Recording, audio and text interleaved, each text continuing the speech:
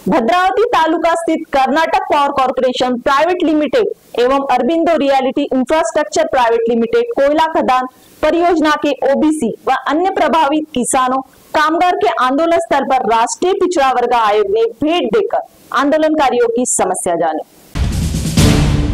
भद्रावती तहसील के Karnataka power corporation private limited एवं अरबिंदो कोयला खदान परियोजना से प्रभावित प्रकल्पग्रस्तों ने विभिन्न मांगों को लेकर जिलाधिकारी कार्यालय के सामने धरना आंदोलन शुरू किया था। इस आंदोलन का संज्ञान लेते हुए राष्ट्रीय पिछड़ा वर्ग आयोग के अध्यक्ष हंसराज अहीर ने धरना आंदोलन पंडाल को भेंट देकर आंदोलन स्थल पर ही पीड़ितों से जन सुनवाई करते हुए उनकी समस्या जानी। दौरान सभी पीड़ितों का पक्ष सुनकर आयोग द्वारा संबंधित विभागों के अधिकारियों की बैठक लगाने के पश्चात ही उचित कार्रवाई करने का आश्वासन पीड़ितों को दिया गया। भद्रावती तहसील की Karnataka power corporation private limited तथा Aurobindo reality infrastructure private limited के कोयला खदान परियोजना में भद्रावती तहसील के टाकली, जेना, बेलोरा, पानवडाला, डोंगरगांव, किलिनी, कांता, शिरपुर आदि का समावेश है। राज्य के पुनर्वास और भूमि अधिग्रहण कानून की अनदेखी कर परियोजना के अंतर्गत आने वाले गाँव के पुनर्वास और भूमि अधिग्रहण की अनुमति देना और भूमि की कीमत निर्धारित किए बिना कोयला खदान की अनुमति देना उचित नहीं है।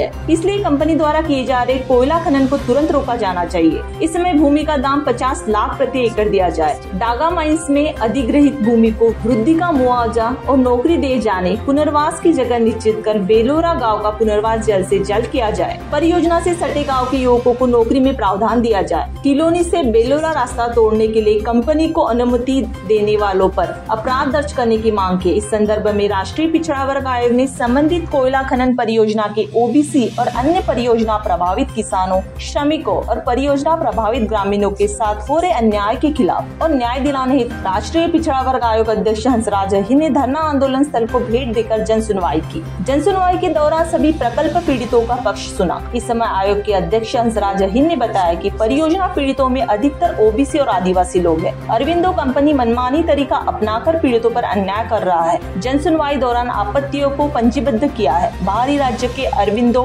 कंपनी की हुकुमशाही महाराष्ट्र में नहीं चलेगी। आयोग द्वारा सुनवाई बैठक आयोजित कर रेलवे, वेकोली, वन जिला, जिला परिषद, माइनिंग प्रशासन के अधिकारियों को निमंत्रित किया जाएगा। इसमें कोई दोषी पाया जाता है तो सख्त कार्रवाई की जाएगी। जन सुनवाई के दौरान वरोरा भद्रावती विधानसभा के विधायक करण देवतले एवं अन्य उपस्थित थे। मला याबद्दल माहिती अशी आहे की लोकांच्या म्हणण्यात काही दम आहे की राज्याचा नियम आहे की पुनर्वसनाशिवाय आपण तिथं ऍक्टिव्हिटीज करू शकत नाही, मायनिंगची ब्लास्टिंग करू शकत नाही। लोकांची घरं आहेत, लोक राहतात त्या ठिकाणी, म्हणून अशा ठिकाणी सध्या तरी मायनिंग करू नये नियम आहे। पहिले पुनर्वसन करावं, त्याचं उल्लंघन झालं आहे आणि त्याच्या पलीकडे म्हणजे अरविंदोमध्ये झालेलं आहे उल्लंघन। जिल्हा प्रशासन त्याला जिम्मेदार लोकांचं म्हणणं आहे। मी पाहीन, तपासून पाहीन आणि बनांमध्ये उल्लंघन झालं असं लोकांचं म्हणणं आहे। लिहून दिलं मला त्यांनी। ह्या सगळी तपासणी मी करणार आहे। यांचं ऐकून घेतलं याचा अर्थ दिखावा नाही आहे। अजून एक मोठा आक्षेप असा आहे की केपीशेल मध्ये जमीन अधिग्रहण केलं, जमीन त्यांनी कोळसा न काढता फॉरेस्टची जमीन अधिग्रहण केली, लीजवर घेतली। ती लीज देत असताना फॉरेस्टने ज्या शर्ती अटी ठेवल्या होत्या की त्यामध्ये लोकांचा निस्ताराचा हक्क आहे। ज्या जमिनीत तुम्ही कोळसा काढणार आहात तर या जमिनीचा निस्तार हक्क बाधित होणार नाही आणि त्या प्रकारे तुम्ही मायनिंग करा। आता समोर असं आलेलं आहे की लोकांनी आक्षेप घेतलेत माझ्यापाशी की सर्व अटी शर्तीचं उल्लंघन करून कर्नाटक एमटा माइनच्या कॉन्ट्रॅक्टर्सनी मायनिंग केलं। जिल्हा प्रशासनाला तक्रारी झाल्या, फॉरेस्टच्या अधिकाऱ्यांनी त्या ठिकाणी स्पॉट इन्स्पेक्शन केलं, अटी शर्तीचं उल्लंघन झालं हे लिहून दिलं आणि फॉरेस्टनी ही खनन बंद करावं असा आदेश दिला। या आदेशाला धुडकावून जिल्हा प्रशासनाने त्याला मायनिंग करण्याची पुन्हा परवानगी देऊन एक गंभीर अपराध केल्याचं लोकांचं म्हणणं या ठिकाणी मी ऐकलेलं आहे। हे खरं असेल जिल्हा प्रशासन यामध्ये किती इन्व्हॉल्व आहे, असा चूक का केली, हा एक चिंतनाचा आणि चौकशीचा विषय बनतो आहे। हे गंभीर मामला आहे। गंभीर बाब यासाठी आहे की फॉरेस्टच्या अधिकाऱ्यांच्या अटी शर्तीवर त्यांना जमीन दिली 84 हेक्टर, त्या अटीचं उल्लंघन झाल्याचं फॉरेस्टच्या डीएफओत नाही, कन्झर्वेटर लिहितात आणि त्याला जिल्हा प्रशासन न पाहता परवानगी देतो आहे, पण त्यांनी बंद केली 3 दिवस माहीन तर चौथ्या दिवशी चालू होते. आणि कारण काय? काहीच नाही. हा एक फार गंभीर अपराध आहे. या ठिकाणी अजून स्पष्ट झालंय की अरविंदो मध्ये जो रोड होता बरा इथं बेलोरा गावापाशी, त्या गावाचा रस्ता जिल्हा परिषदचा होता. गावाच्या ग्रामपंचायतीने आक्षेप घेतला की रस्ता तोडू नका, मंदिर तोडू नका. मंदिरही तोडलं, रस्ताही तोडला, अपराध केला. आता समोर आलेलं आहे की त्या ठिकाणी तत्कालीन शिवनी त्यांना रस्ता तोडण्याची परवानगी दिली. रात्री हे आता जे आयोगासमोर जे साक्षी झाले आहेत त्यामध्ये असं आलेलं आहे की रात्री 1:30 वाजता रस्ता तोडला. मग 1:30 वाजता रस्ता का तोडला? पोलीस बंदोबस्त लावून दिवसा तोडला असता जर परवानगी होती तर. आता शिव बदलून गेलेले आहेत. लोकांची मागणी अशी आहे की त्या शिवनी परवानगी दिली, अवैध प्रकारे दिली, यात काहीतरी योग्य नाहीये. नियमाचं उल्लंघन नक्कीच आहे, परंतु यामध्ये काही काळे प्रकार झालेले आहेत का असा लोकांचा आक्षेप आहे. म्हणून त्याची पण चौकशी करून FIR होतो का ते तपासून पाहण्याकरता आता या ठिकाणी मागणी आली आहे. म्हणजे 2 प्रकल्प असे आहेत की ते दोन्ही प्रकल्प बंद व्हावेत अशी लोकांची मागणी या करता आहे की राज्याचा कायदा आहे की पुनर्वसन नंतर खनन. या ठिकाणी अरविंदोच्या माईनमध्ये त्यांनी SI पण केलेला नाही, म्हणजे गावाचा सर्वे पण केला नव्हता, तरी पण जिल्हा प्रशासनाने त्याला परवानगी दिली.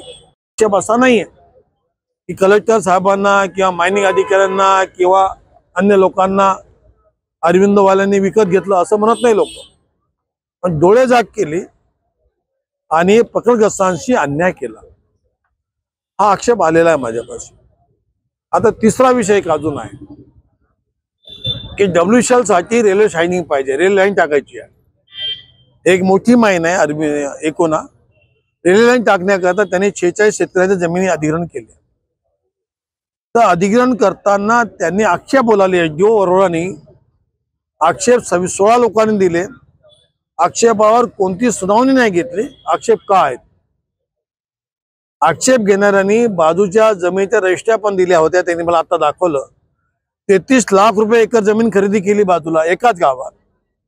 तो दर या लोकांनी मागितला, पण तो दर न देता लोकांचं ऐकलं नाही, 16 लोकांचं, आणि त्या 16 लोकांच्या आक्षेपावर कोणती सुनावणी नाही. आणि अवॉर्ड करता जिल्हाधिकाऱ्यांना SDOनी परवानगीसाठी प्रस्ताव पाठवून दिला. हा मोठा अपराध आहे, अधिग्रहणापैकी एक अपराध मानला जातो त्याला. तो अधिकारी कोण? त्याने असं का करावं? हा WCLनी रेल्वे पाशी डिपॉझिट वर्क येते, रेल्वेला त्यांनी पैसा दिला आणि रेल्वे लाईन टाका आमच्या करता, रेल्वे WCL करता. हे रेल्वेचे अधिकारी काम करतायत, जमीचा मोबदला WCL देणार आहे. तर इथं काय झालं SDOना मला कळलं नाही की जिल्हा प्रशासनाला की जमिनीचा दर आज 50 लाख रुपये मागतात लोक. बाजूला 33 लाख मध्ये जमिनी रजिस्ट्री झालेली आहे, पुरावे आहेत 20 पासून मला 4 रजिस्ट्री आता दाखवल्या. 4 रजिस्ट्र्या जर 30च्या असेल 33च्या असेल तर तो भाव मान्य केला जातो कायद्याप्रमाणे. 4 असेल तर हे असं असताना नाही, 26 रजिस्ट्री 30 लाखाच्या वरच्या, ते न मानता SDOनी प्रस्ताव पाठवला आणि त्या एकोणा भागातील लोकांचे शोषण केलं असं लोकांचं मत आहे. आयोग याच्यावर काय? आणि या सगळ्याचा मी आता नोंद घेतली आहे ठिकाणी. मी पहिल्यांदा प्रयोग केला की आयोग या धरणस्थळावर आला, आमचे एक स्टाफ आला, आम्ही नोंद घेतली, बयाने घेतली, आम्ही टेपिंग केलं. आता सगळ्यांचे बयाने घेऊन आक्षेप लिखी घेऊ, तोंडी घेतले आणि आयोग पुन्हा एक हिअरिंग घेईन. त्या हिअरिंग मध्ये रेल्वे पासून WCL पासून फॉरेस्ट, जिल्हा प्रशासन, जिल्हा परिषद, मायनिंग, जे अधिकारी यामध्ये मोडतात त्या सर्वांना बोलावून आम्ही विचारू की तुम्ही ही जी भूमिका घेतलेली आहे की ज्या देशामध्ये ज्या राज्यामध्ये तुम्ही अधिकारी म्हणून काम करतात, तुमचं कॅडर काय आहे? तुम्ही महाराष्ट्र कॅडरचे अधिकारी आहात, तुम्ही महाराष्ट्राचा विचार करा. हे खरं आहे अरविंदो कंपनी तेलंगणाच्या मालकाची आहे, KPCL कर्नाटक पॉवर कॉर्पोरेशन आहे, महाराष्ट्राचं नाही आहे. रेल्वेने कोळसा जाईल तो महाराष्ट्रात बाहेर जाणार आहे. जिल्हा प्रशासन महाराष्ट्राचं आहे ना, मग त्याने राज्याच्या जनतेचा विचार केला पाहिजे की नाही, हा आक्षेप इथं आलेला आहे.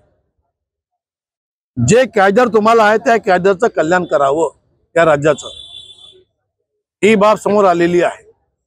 या सगळ्यांना घेऊन मी परत एकदा सुनावणी घेईन आणि जे दोषी असतील त्यांच्यावर आयोग आपलं मत मांडेल. राज्य सरकारला कळवणार, आम्ही गव्हर्नरला कळवू, राष्ट्रपतींना कळवू. या ठिकाणी सरसकट गरीब ओबीसी वर्गाचं वर अन्याय करणारं जिल्हा प्रशासन जर माझ्यासमोर सिद्ध झालं तर मी त्यांच्यावर आक्षेप आणि कारवाई करण्याकरता सांगणार आहे. आणि गेल्या या विधानसभेमध्ये जर आपण बघितलं, अनेक कोळसा खाणी आहे आणि बाहेर राज्यातून आलेले या कोळसा खाणी या शेतकऱ्यांना कुठेतरी एक शोषण करण्याचं काम त्यांच्या वतीने चालू आहे. कारण की एक आपण शेतकरी म्हटलं तर शेतकऱ्या त्याच्या शेतीवर तो आपलं जीवन जगतो आणि जेव्हा आपण शेती आपल्या या कंपनीला दिली तर त्याचा एक चांगला भाव, एक मोबदला त्याला भेटला पाहिजे ही त्याची मागणी होती. आणि अनेक वर्षापासून ज्या प्रकारे आपण अरविंद बघितलं, 4 वर्षापासून इथे खदान चालू आहे, पण नेहमी कोणत्या ना कोणत्या शासनाचा नियम उल्लंघन करून ही कंपनी चालू आहे. अनेकदा प्रशासनाच्या माध्यमातून असेल, आपले उद्योगमंत्री उदयजी सावंत यांनी खदान बंद करण्यासाठी आदेश दिले होते, पण तरीही ही कंपनी कुठे आपलं प्रशासनाचं शासनाचं न ऐकता आपली एक हुकुमशाही करण्याचं कार्य या विधानसभेमध्ये या कंपनीच्या माध्यमातून आहे. त्याचप्रमाणे जे शासनाचा नियम आहे की पहिले पुनर्वसन झालं पाहिजे, त्यानंतरच खदानीला परमिशन दिली पाहिजे, पण जी कर्नाटका एमटा कंपनी जी 2020 पासून जी चालू झाली त्यामध्ये अनेक गावांचं पुनर्वसन झालं नाही. अनेक शेतकरी यामध्ये असं आढळून आलं की त्यांना अपात्र करत आहे. जे पात्र असेल त्यांनाही अपात्र करून यामध्ये कुठेतरी कंपनी आणि प्रशासनाची मिलीभगत तर नाही असं आम्हाला लक्षात आलं. कारण की ज्या प्रकारे खदान चालू आहे, उत्खनन चालू आहे, जी जागा फॉरेस्टमध्ये गेली, आदरणीय अहिर साहेबांनी मागच्या अधिवेशनामध्ये पण पत्र दिलं होतं, मी पण त्यामध्ये पत्र दिलं अधिवेशनामध्ये.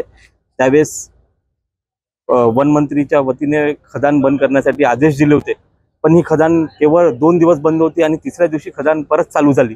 म्हणजे याच्यामध्ये कुठेतरी प्रशासन आणि कंपनीची काय मिलीभगत आहे यामध्ये कुठेतरी आपल्याला एक शोध काढून आपल्या शेतकऱ्यांना न्याय देण्याचं काम करण्यासाठी आज आम्ही इथे आंदोलनाला पाठिंबा देण्यासाठी आलो. आणि निश्चित ओबीसी आयोगाच्या वतीने आणि शासनाच्या वतीने आमचे नेतृत्व महाराष्ट्राचं नेतृत्व आदरणीय फडणवीस साहेब यांच्या नेतृत्वामध्ये आम्ही या शेतकऱ्यांना न्याय देण्याचं काम मी माझ्या वतीने करील. आणि माझ्या विधानसभेतील सर्व शेतकऱ्यांना विश्वास देतो की येणाऱ्या या काळामध्ये मी एक आपल्या विधानसभेचा आपण जो विश्वास माझ्यावर दाखवला, निश्चित मी आपल्याला पूर्ण आपल्या मागण्या पूर्ण करून देईल हा आपल्याला विश्वास देतो. धन्यवाद. जय हिंद, जय महाराष्ट्र.